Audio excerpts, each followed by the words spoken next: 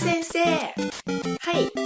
するとやるはどう違うんですか？アク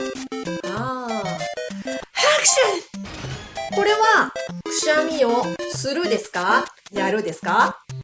やるですか？いいえ。これは無意識の生理現象だからするを使いますよ。